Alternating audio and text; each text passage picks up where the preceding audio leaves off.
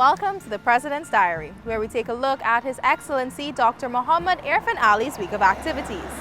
Before traveling to Barbados to take part in the United Nations Conference on Trade and Development on Sunday, the head of state assessed the readiness of the temporary police offices that have been established at the St. Stanislaus College to deal with reports and other police-related matters, following the devastating fire at the Brickdam police station.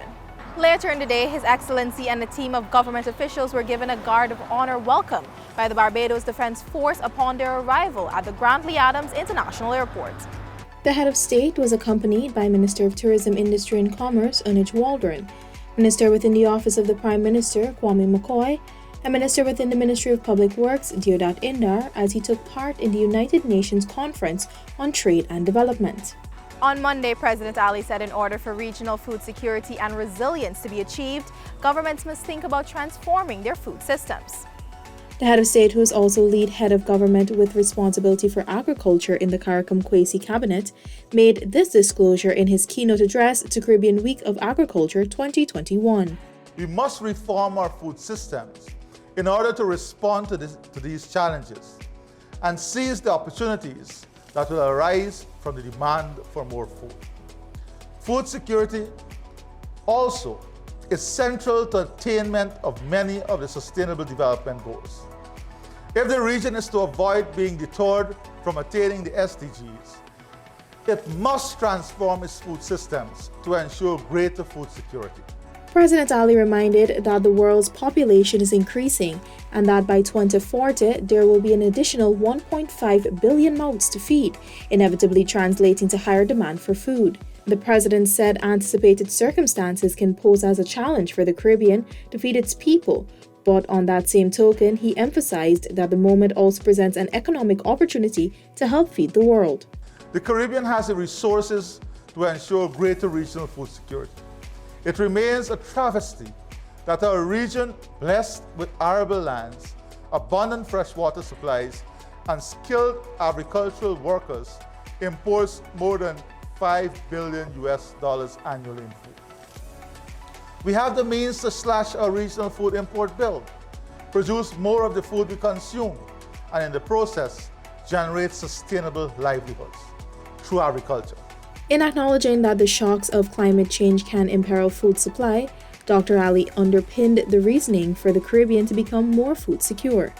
The president reiterated that the Caribbean has a way of securing greater self-sufficiency, but emphasized that much more needs to be done in ensuring in particular that the wheels of interregional trade are not encumbered. Also on Monday, His Excellency, along with his delegation, held bilateral discussions with the Prime Minister of Barbados, Mia Mottley.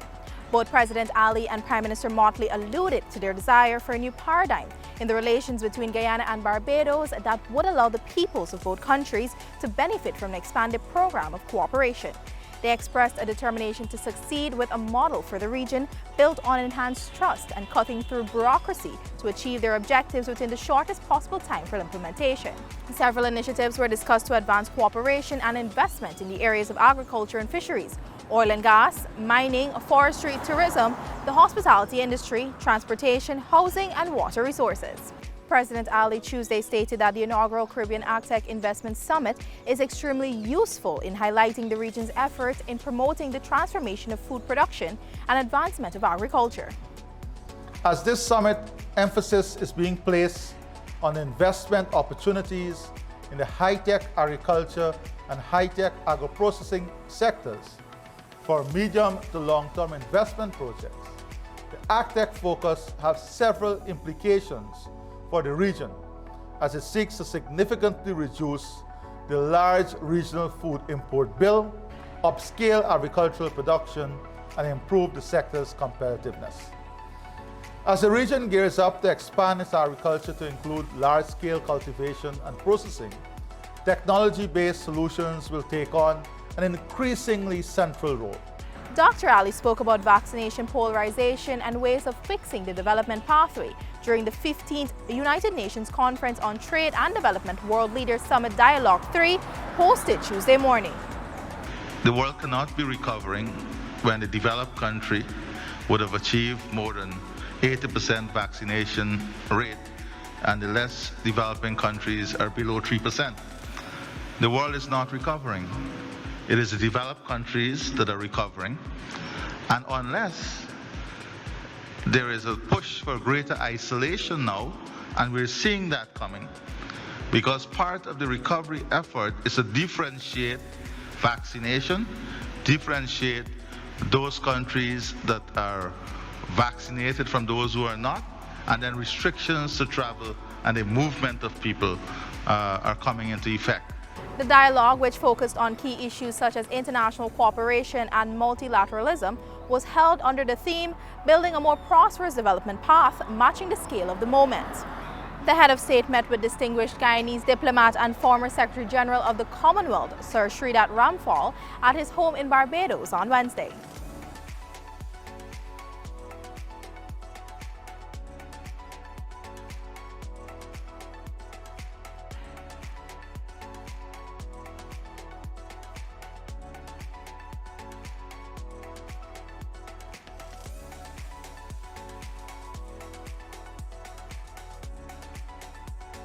The head of state and his delegation ended his 3-day visit to Barbados with a lunch hosted by Prime Minister of Barbados, Mia Mottley.